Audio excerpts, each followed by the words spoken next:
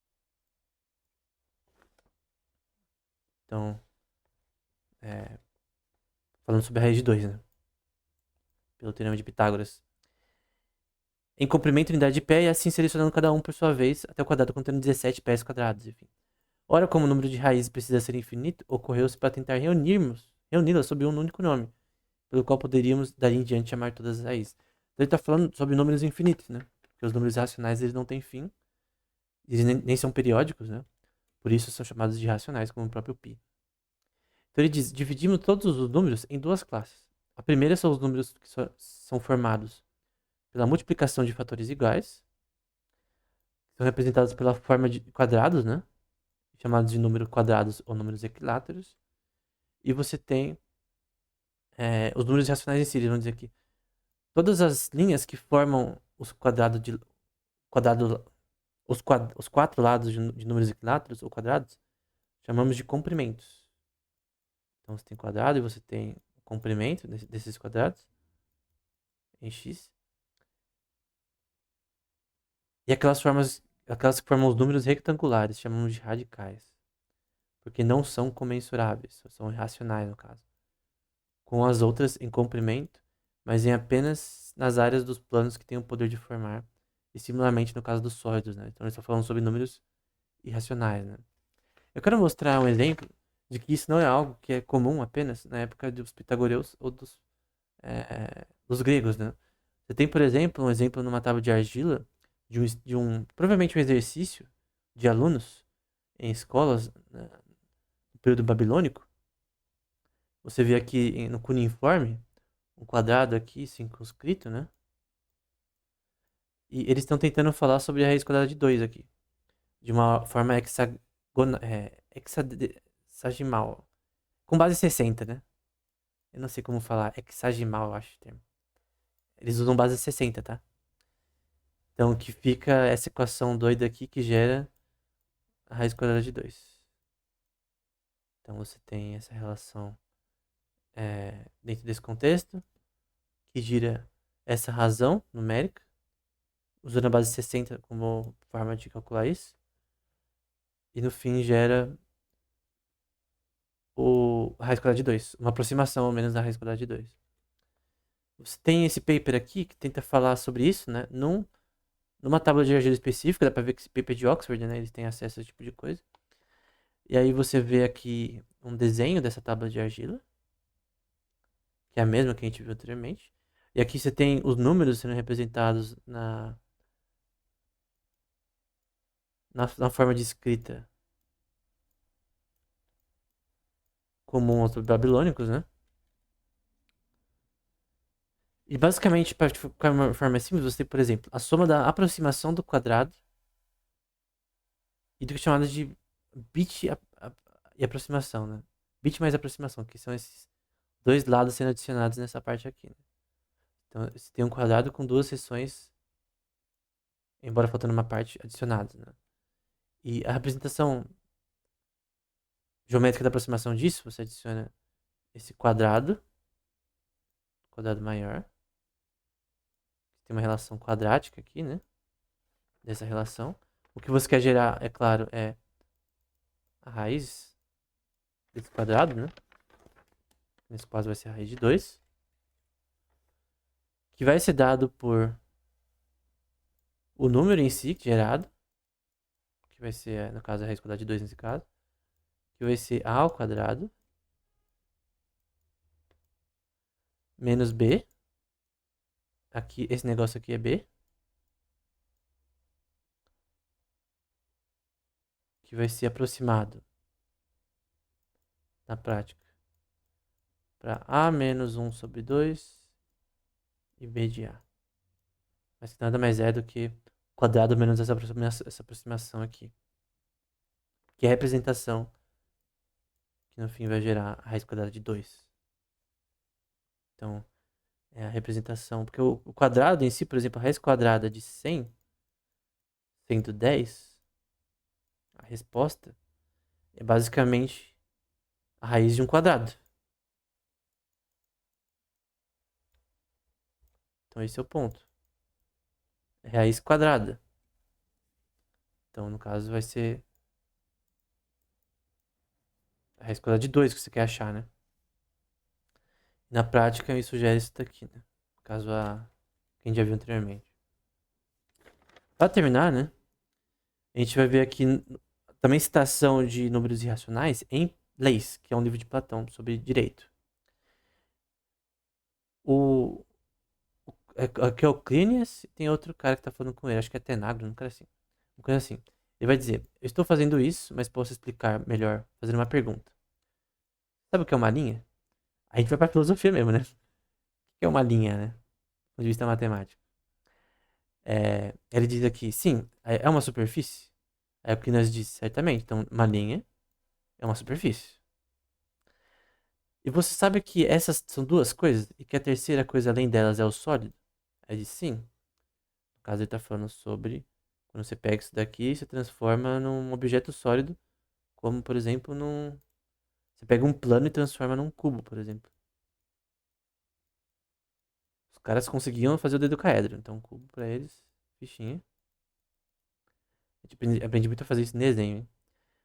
Você não acredita então que todas essas coisas são comensuráveis umas com as outras? No caso, são racionais, né? Então, no caso, você pode descrever isso em números inteiros? Sim, a gente pode escrever em razões de números inteiros, formas geométricas, como por exemplo 1/10, 1/12, etc. Números comensuráveis. Aí ele diz, mas supondo que alguns deles não sejam nem absolutamente, nem moderadamente comensuráveis. Eles não têm uma medição fixa em números inteiros. Sendo alguns comensuráveis e outros não, enquanto você os considera todos comensuráveis, o que você pensa ser o seu estado mental em eles? Aí o Euclides diz, evidentemente lamentável, né? Isso que os pitagóricos pensavam, né? Como assim você tem um número chamado π, em que até hoje, 2000 anos depois, você não tem o fim desse número? A computação do π, comprimento do círculo as circunferências do círculo pelo seu diâmetro, você não tem o número inteiro até hoje, cara. Começa assim e vai ad infinito, de forma não periódica. Já citei aquele filme chamado Pi, que tem um cara que tenta achar padrões no número Pi. Muito legal. Você tem isso? É infinito? Então, como que você lida com isso? E não é explicável em números racionais.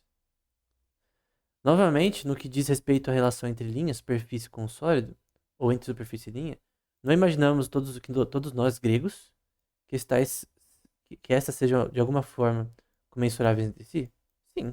Então, entre sólidos, linhas, superfícies, você tem essa relação de explicar como números racionais, né? Aí diz, problemas relativos à natureza essencial do que é racional e irracional, do ponto de vista numérico, para os estudantes que não desejam ser absolutamente inúteis, é necessário examinar esses problemas e distinguir os dois tipos. Então, ele está dizendo, contra a teoria pitagórica, embora não cite eles diretamente, o Sócrates dizendo aqui, perdão, Sócrates não, a pessoa nesse diálogo aqui falando, é o ponto que os números racionais são, sim, importantes. Pô, π é usado em várias equações, cara. Inúmeras equações. Do ponto de vista trigonométrico, você vai ter usado em várias questões, cara, todo tipo de coisa, trigonometria vai rolar e você vai ter que usar π para você fazer relações, por exemplo, numa Blocksphere, na física quântica, o spin de partículas tu representa de forma trigonométrica e tu vai ter que usar π também. Na equação você vai ter representações assim, também em números complexos. Então você vê que os números racionais eles não só são relevantes, eles são importantes para a, a física, cara. Para você ter um computador aqui, você precisa de números racionais também. Enfim. Propondo-lhes tais problemas uns aos outros, competir num jogo que lhes seja digno. Pois este é um passatempo muito mais refinado do que damas para as velhas. Então ele está dizendo é, que é útil você estudar isso, né? Que é importante. E de fato, a gente vê hoje em dia que é não só para matemática pura, mas para matemática aplicada. Bom, finalmente terminamos essa aula. Foi mais difícil do que a outra. Cansou um pouco, mas recomendo que você leia essas obras, né? Como lição de casa, a Física de Aristóteles, Metafísica, De Caelo, Leis de Platão, Tetetus, De Anima, de Aristóteles, A República e On the Heavens, Muitos deles não são grandes, né? O física nem tanto, nem metafísica. Agora o laser é maior. Mas eu creio que é importante você ler essas obras, né? Pra você ter um entendimento do que eu falei, né? Esse curso, obviamente, vai te dar um conhecimento sobre a história da filosofia. Mas é importante que você leia depois os autores, né? Para você entender mais sobre filosofia da matemática, né? Você vai ver mais o que é filosofia, matemática em Re, anti-Re, pós-Re e outras versões. Você tem o Provas e Refutações do Ian Lactus, que é tipo um diálogo muito interessante, né? Fictício, sobre provas matemáticas. Não é tão difícil. Pensando sobre matemáticas do Stuart Shapiro, que também não é tão difícil e vai falar sobre várias conotações e é, vertentes da filosofia da matemática em si. E você tem o Introdução à Filosofia Matemática do Bertrand Russell, né? Que escreveu o Princípio da Matemática. Ela é uma versão menos moderna, né? A versão mais moderna é do Stuart Shapiro. Eu tô recomendando que eu li, tá? Então, eu não li. Tem outros livros que eu poderia recomendar, mas como eu não li, eu não posso te recomendar. Mas desses daqui, o primeiro que eu recomendaria é do Stuart Shapiro. Tu acha inglês fácil online. Depois eu recomendo o Provas e Refutações, do Ian Lactus. E depois do Russell. O Russell, ele vai longe, mano. Ele fala que, tipo, por exemplo, o que é um número, né? Aí você vai. Essa é uma pergunta válida, do ponto de vista filosófico e matemático. O que é um número? Ele existe ou não? Se existe, por que ele existe, né? Aí, pra lógica modal, né? A existência do número é necessária? Ela é possível? Ela é possível e necessária, né? Se ela não for possível e não for necessária, então ferrou, né? Mas você vai pra lógica modal e tal, mas é, por exemplo, a sua lógica derivar que 2 mais 2 não seja igual a 4, temos um problema, né? Então, tem modelos diferentes de matemática, mas no fim a gente tem que ter proposições que são lógicas, né? Então, que elas são autoevidentes. No sentido do Wittgenstein, dos livros deles desse tema, né? Elas têm que ser tautológicas. Né? Então, a lógica ela tem que vir, elas têm que ser autoevidentes. Então, senão, ferrou. Senão a gente vai para achismos, né? Então era isso. Gostei muito de fazer essa aula. Então amanhã eu vou continuar. Sempre trazendo coisas sobre física e matemática quando necessário, né? Então dá pra você ver que, normalmente, as pessoas que falam sobre filosofia, né? Elas não vão pra essa parte mais matemática, geométrica, etc., física. Mas o que é errado, porque na verdade esses filósofos, pelo menos no período grego, eles eram muito mais associados com matemática do que os filósofos posteriores, principalmente na época moderna. Então é muito interessante da gente ver essas coisas, porque elas são coisas que eles mesmos consideravam como importantes para eles. Né? Então, dado que quem não conhecia geometria não poderia nem entrar na Academia de Platão. Então era isso. Até o próximo episódio.